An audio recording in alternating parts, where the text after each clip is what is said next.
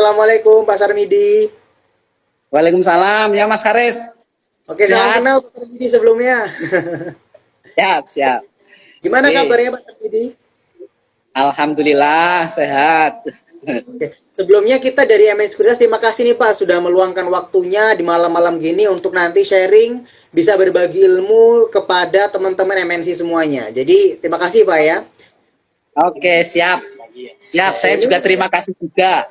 siap. Oke, Eh, ngomong-ngomong ini lagi di rumah atau di mana Pak? di rumah, Oke, di sudah rumah di Pak. rumah ini. Siap. Ya. Semoga sehat selalu Pak ya. Oke Pak, mungkin Ah, biar nggak penasaran teman-teman MNC semuanya, mungkin bisa kenalan dulu Pak Sarmidi. Pak Sarmidi itu dari mana, kemudian Badan Wakaf itu apa, biar teman-teman MNC lebih paham tentang wakaf nanti yang kita obrolin wakaf, kemudian Badan Wakaf Indonesia itu seperti apa. Silakan Pak Sarmidi. Baik, terima kasih Mas Haris. Assalamualaikum warahmatullahi wabarakatuh. Eh, Waalaikumsalam.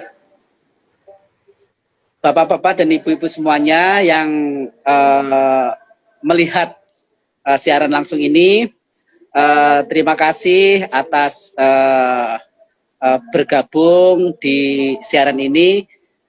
Perkenalkan, saya Sarmidi Husna, asal dari Rembang, Jawa Tengah, dan sekarang aktivitas sebagai Sekretaris Badan Wakaf Indonesia. Nah, sebagai Sekretaris Badan Wakaf Indonesia. Jadi yang namanya Badan Wakaf Indonesia itu adalah lembaga negara yang dibentuk oleh negara karena amanat Undang-Undang 41 tahun 2004 tentang wakaf. Jadi Badan Wakaf Indonesia itu lembaga yang dibentuk karena Undang-Undang Wakaf, Mas Haris. Siap. Oke, jadi Pak Sarmidi dari Rembang Pak ya, Jawa Tengah Pak ya. Rembang, Jawa Tengah. Oke, luar biasa teman-teman Siap. yang mungkin yang teman-teman dari Jawa Tengah nanti bisa biar lebih mengakrabkan diri nanti tanya ya tentang wakaf atau wakaf saham nantinya.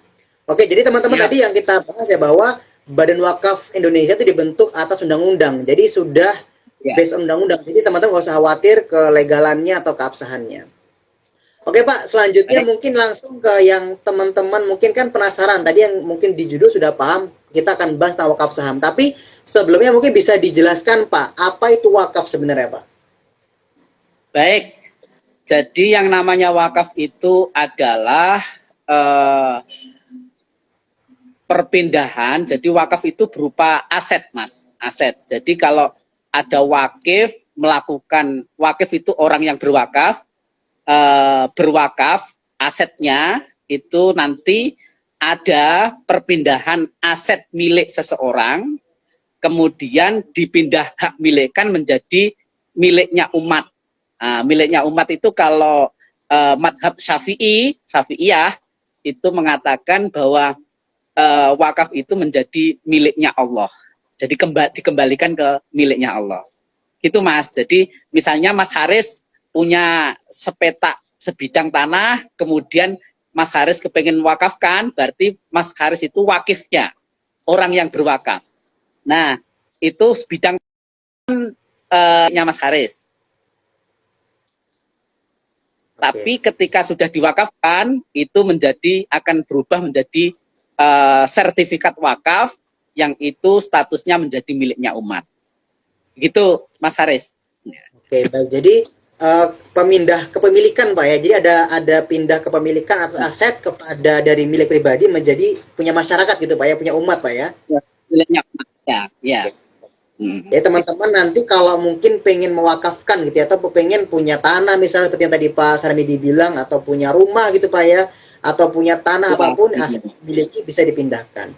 Oke Pak, tadi sedikit sudah dibocorin tentang dasar hukum Pak ya, undang-undang. Mungkin bisa dijelasin lagi Pak ke teman-teman MNC semuanya. Tadi ada hukum positifnya Pak ya, di undang-undang. Kemudian apakah ada dasar-dasar atau dalil dari Al-Quran maupun sunnah maupun ijma atau qiyas yang memang memberikan dorongan kita sebagai umat muslim untuk bisa berwakaf Pak? Silakan. Baik, jadi kalau kita cari di Al-Quran, wakaf, kata-kata wakaf yang pengertiannya itu memindahkan hak milik dari orang ke umat itu tidak ada. tidak Baik. ada. Makanya di kita itu sering menyantolkan dasar hukum wakaf itu dengan ayat lantana lul birro hatta tunfiku mimma tuhibbun. Tidak akan mendapatkan kebaikan dalam kurung bisa masuk surga sebelum menginfakkan harta yang dicintai gitu. Nah, harta yang dicintai ini memang berat. Orang menginfakkan harta yang dicintai itu kan nggak gampang.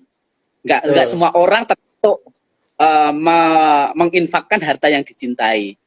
Nah, oleh karena itu orang yang menginfakkan harta yang dicintai ini termasuk orang-orang yang super, orang-orang yang hebat.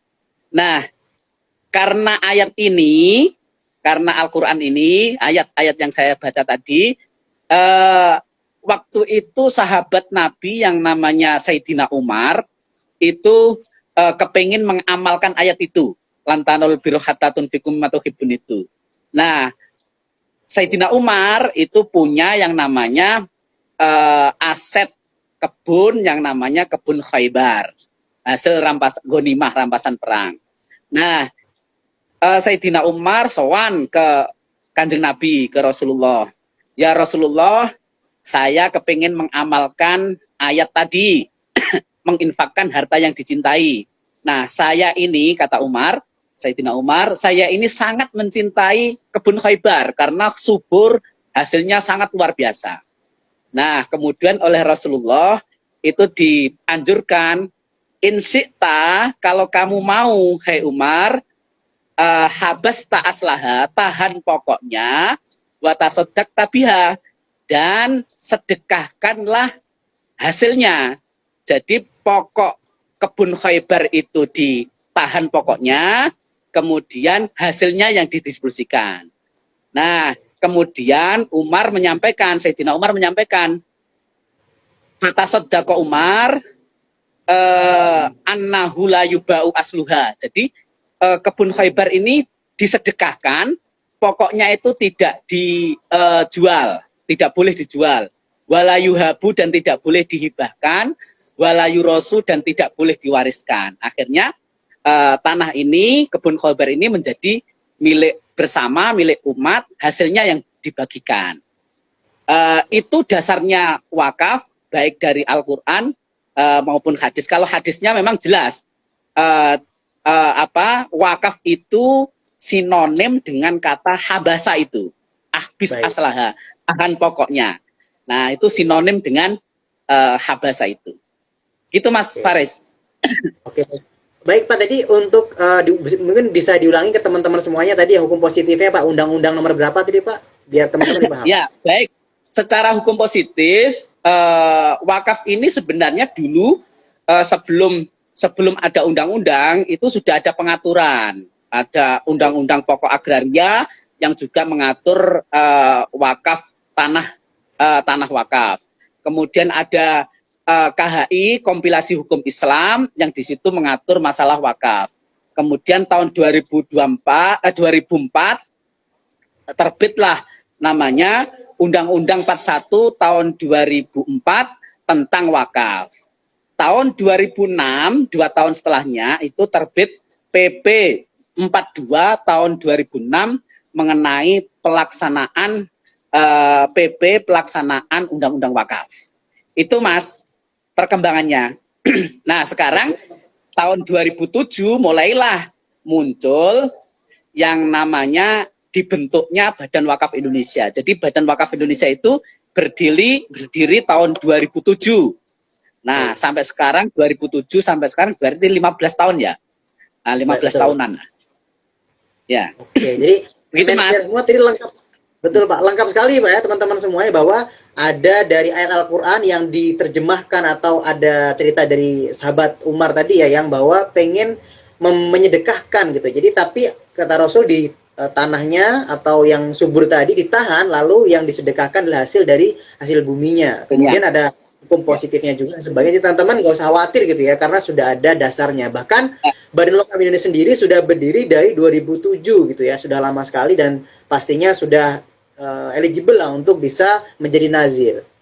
Oke, baik Pak, terima kasih. Baik, Saya ingatkan juga ke teman-teman semuanya ya, nanti ada door prize untuk penanya terbaik. Jadi dua penanya terbaik akan mendapatkan virtual trading account ya senilai 100 juta rupiah. Bisa tanyakan nah, sesuai dengan yang kita bahas nanti di kolom Q&A. Ini tuh ada tanda tanya di bawah sebelah kanan. Silahkan bisa ketik pertanyaan di situ. Oke, baik Pak. Tadi di awal-awal sudah disebutkan bahwa Bapak yang menyebutkan kata wakif. Ya, Pak ya, ada kata wakif yang disebut oleh Pasar Midi tadi. Mungkin bisa dijelaskan nih Pak, dalam wakaf itu apakah ada rukun tertentu yang harus dipenuhi untuk bisa menunaikan ibadah wakaf ini Pak? Silakan.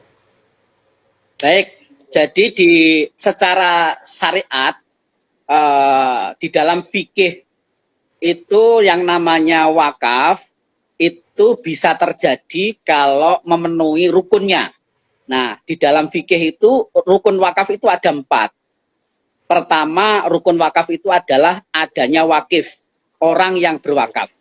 Kemudian adanya maukuf atau maukuf B. Maukuf B itu harta yang diwakafkan atau aset yang diwakafkan.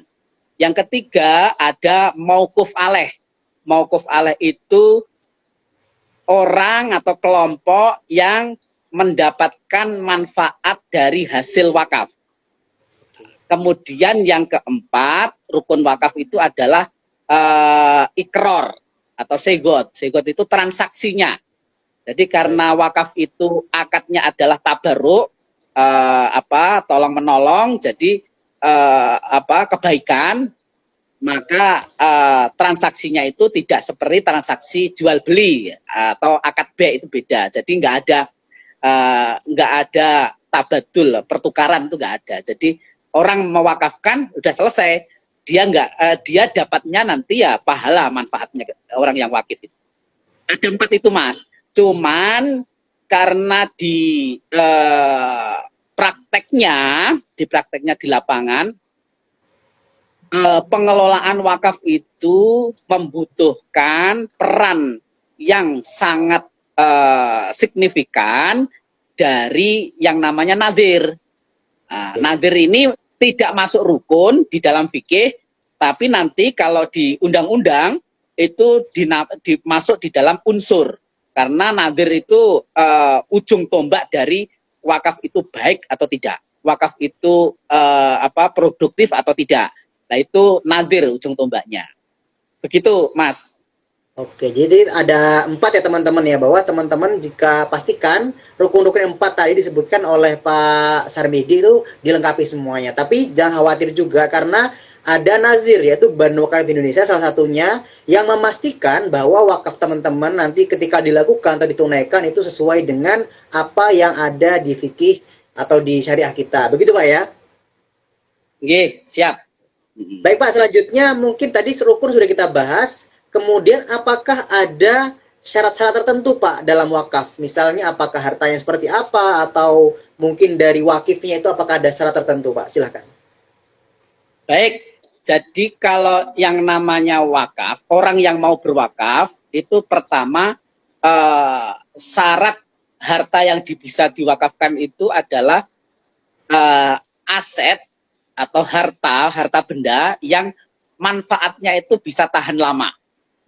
Bisa tahan lama, itu yang pertama. Jadi kalau orang namanya sedekah ya, sedekah itu kalau sedekahnya itu habis, itu ya sedekah biasa.